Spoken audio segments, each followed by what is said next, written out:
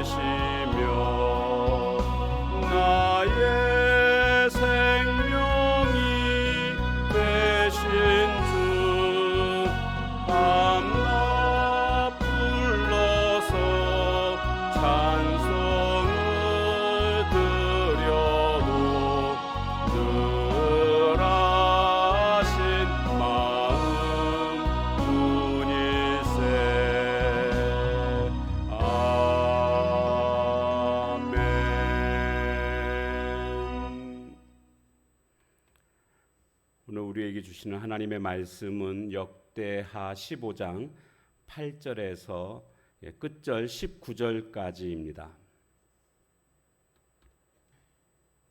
아사가 이 말 곧 선지자 오뎃의 예언을 듣고 마음을 강하게 하여 가증한 물건들을 유다와 베냐민 온 땅에서 없애고 또 에브라임 산지에서 빼앗은 성읍들에서도 없애고 또 여호와의 낭실 앞에 있는 여호와의 제단을 재건하고 또 유다와 베냐민의 무리를 모으고 에브라임과 므낫세와 시므온 가운데에서 나와서 저희 중에 머물러 사는 자들을 모았으니 이는 이스라엘 사람들이 아사의 하나님 여호와께서 그와 함께 하심을 보고 아사에게로 돌아오는 자가 많았음이더라. 아사왕 제15년 셋째 달에 그들이 예루살렘에 모이고 그날에 노략하여 온 물건 중에서 소 700마리와 양 7,000마리로 여호와께 제사를 지내고 또 마음을 다하고 목숨을 다하여 조상들의 하나님 여호와를 찾기로 언약하고 이스라엘 하나님 여호와를 찾지 아니하는 자는 대소 남녀를 막론하고 죽이는 것이 마땅하다 하고 무리가 큰 소리로 외치며 피리와 나팔을 불어 여호와께 맹세하매 온 유다가 이 맹세를 기뻐한지라. 무리가 마음을 다하여 맹세하고 뜻을 다하여 여호와를 찾았으므로 여호와께서도 그들을 만나주시고 그들의 사방에 평안을 주셨더라. 아사 왕의 어머니 마아가가 아세라의 가증한 목상을 만들었으므로 아사가 그의 태우의 자리를 패하고 그의 우상을 찢고 바 기드론 시냇가에서 불살랐으니 산당은 이스라엘 중에서 제하지 아니하였으나 아사의 마음이 일평생 온전하였더라. 그가 또 그의 아버지가 구별한 물건과 자기가 구별한 물건 곧 은과 금과 그릇들을 하나님의 전에 드렸더니 이때부터 아사 왕 제35년까지 다시는 전쟁이 없습니다. 구스 사람 세라와의 전쟁에서 대승을 거둔 아사 왕이 돌아왔을 때에 선지자 아사랴가 이야기를 합니다. 하나님과 늘 함께하라. 그리고 하나님만을 찾으라. 이렇게 경고의 말을 해줍니다. 교만하지 말라는 것이죠. 그래서 이 선지자의 말대로 아사가 진짜로 이제 하나님을 찾기 위해서 종교 개혁을 하는 모습을 보게 됩니다.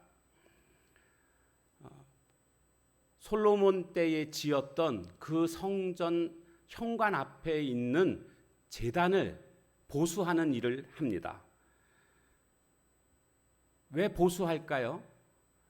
오랫동안 방치해 놓았기 때문에 사용할 수 없을 정도가 됐던 겁니다. 그래서 제단을 다시 보수합니다. 그리고 자기가 통치하고 있는 땅에서 가증한 물건들을 다 제거하고 또 빼앗은 성읍에 있는 우상들을 다 제거하는 이런 모습을 보여주고 있습니다. 그러니까 안팎으로 우상을 다 제거하는 모습.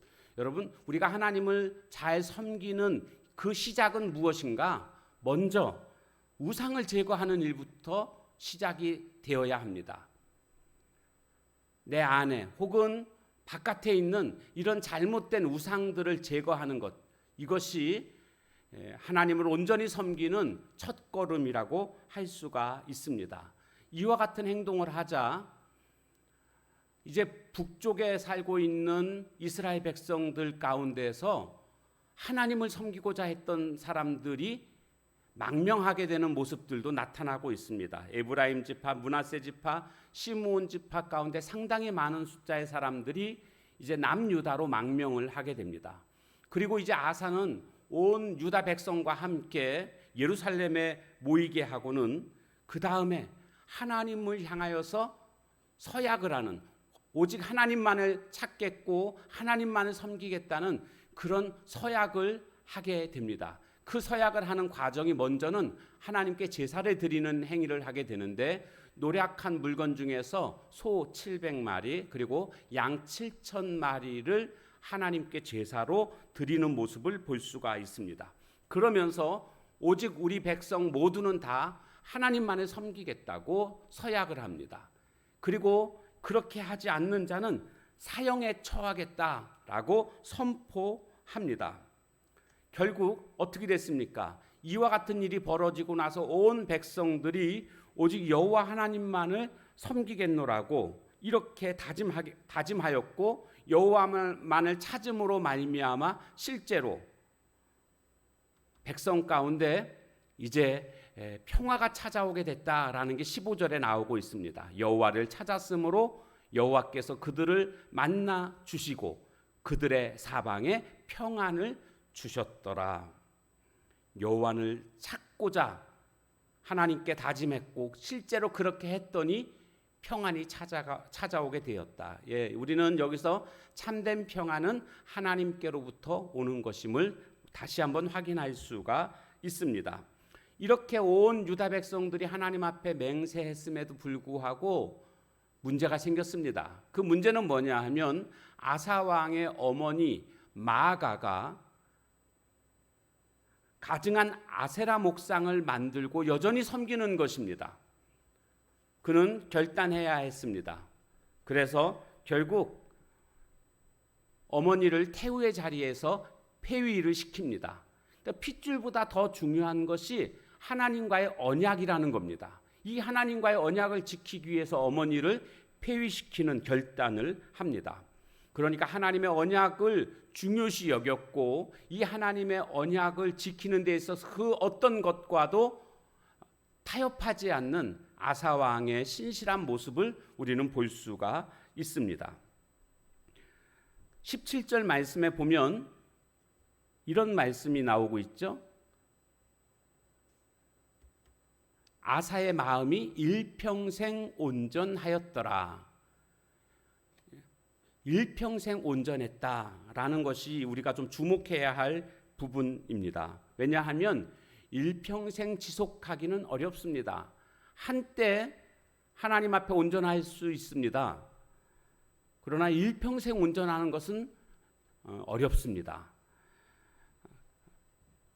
과거 하나님을 뜨겁게 사랑했던 그런 추억만으로 지금 현재 만족하면서 신앙생활하고 있는 모습은 혹시 아닙니까? 하나님을 향한 사랑과 뜨거운 열정, 이것을 가졌던 적이 있었습니까? 지금은 어떠냐가 더 중요합니다. 지금도 여전히 그러한 마음으로 내가 하나님을 사랑하며 섬기고 있는가? 만약 그렇지 않다면 그 이유는 무엇일까? 그러면 어떻게 이 문제를 해결해야 할 것인가?